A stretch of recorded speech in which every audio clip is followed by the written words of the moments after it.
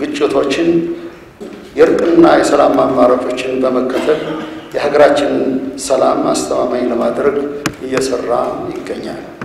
mootummaan filannoo wanaraaraa fi nageenya hordofuun nageenya biyya keenya amansiisaa gochuuf hojjetamaa jiraachuu pirezidaantiin Taayyee Asqasillaasee ibsan. Pirezidaantiin Taayyeen sirna baniinsa waloo bara 2018 mana maree bakka bu'oota uummataa fi mana maree federeeshinii Jeeffaa bara hojii shaneeffaa irratti kallattiiwwan karoora mootummaa gurguddoo irratti dubbii dubbataniin walitti bu'iinsa bakkeewwan garaagaraatti mul'atan humnaan sirreessuun danda'amus nageenyi egeree kan mirkanaa'u karaa nagaa qofaa akka ta'e mootummaan cimseetu amana jedhaniiru. nageenya amma ammaatti irratti hojjetamaa turuu fi bara baajataa kanattis xiyyeeffannoo mootummaa akka ta'e itti fufus pirezidaantiin Taayyeen beeksisaniiru. Haala kanaan mootummaan filannoowwan araaraa fi nageenya hordofuun nageenya biyya keenya amansiisaa gochuuf hojjechaa jira jedhaniiru. ለነገ ዘላቂ ሰላም የሚበጅ አካሄድን መርጧል። ይህ እምነት አገራዊ መግባባትን ለመትከል ዘላቂና ቅቡልነት ያለው ሀገረ መንግስት ለመመስረት ያለው ፋይዳ የላቀ ነው።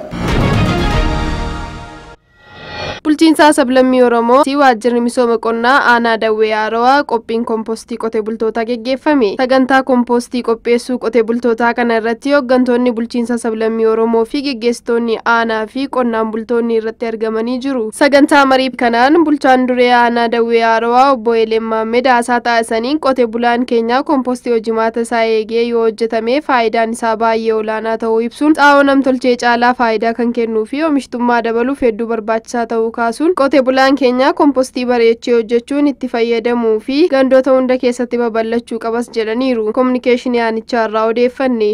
Oomisha qotee bulaa keenya guddisuu. Naannoo Amaaraatti kitaabni tokko barataa tokkoof akka dhaqqabuuf hojjetamaa jiraachuu biiroon barnoota naannichaa ibse. Warshaan waraqaa fi maxxansa Abbaay bara barnootaa 2018f kitaaba qopheessaa jiru daawwachiiseera. Adeemsa maxxansa kitaaba warshichaa kan daawwatan itti aantuun biiroo barnootaa naannoo Amaaraa Dr. Mulunesh Dassee kitaabni maxxansa sirna barnootaa keessatti guutamuu akka qabu ibsaniiru. Kitaabonni barnootaa sadarkaa dursaa barnoota idilee irraa hanga kutaa 12ffaatti jiran waggaa waggaan waan jijjiiramuuf maxxanfamaa akka jiran ibsaniiru. Biiroon barnootaa waggaa waggaan kitaaba maxxansaa jiraachuu isaa Dr. Mulunesh Dassee ibsuun manneen barnootaa sadarkaa lammaffaa kitaaba mootummaa federaalaa irraa fudhanneerra jedhaniiru. Kitaabni tokko barataa tokkoof akka dhaqqabus hojjetamaa jiraachuu himaniiru. Kitaabonni naannichatti maxxanfamaa jiran sadarkaa dursa barnoota idilee irraa hanga kutaa 8ffaatti kitaabota miliyoona 3.4 maxxanfamaa jiraachuu himaniiru.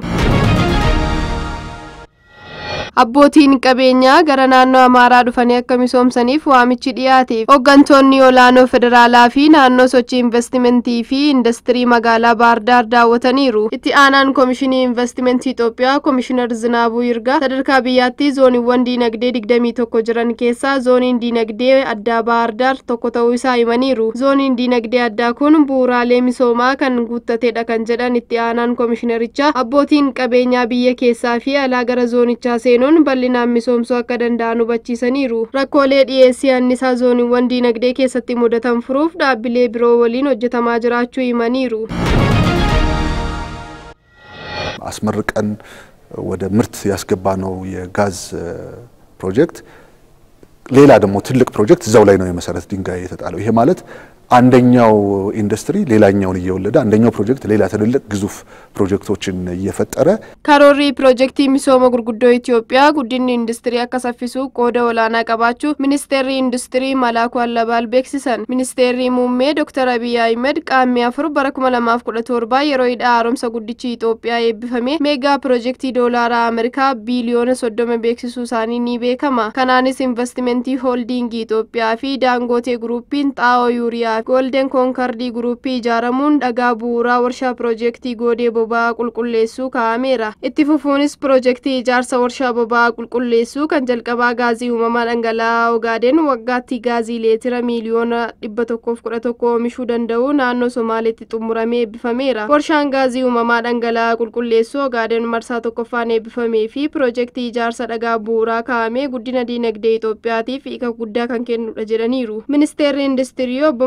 Malaakuu Allabal tajaajila oduu Itoophiyaaf akka ibsanitti waggoota muraasa keessatti oomishtummaa industiriif deeggarsi taasifamee guddinni qabatamaan akka galmaa'uuf bu'uura kaa'eera jedhaniiru. አሁን የምናገኛቸው ኃይሎች ግሪን ኢነርጂ ስለሆኑ በዓለም ደረጃ የኛ ማኑፋክቸሪንግ ኢንዱስትሪዎች አምርተው ወደ ገበያ የሚያስገባቸው ምርቶች ተፈላጊና ተመራጭ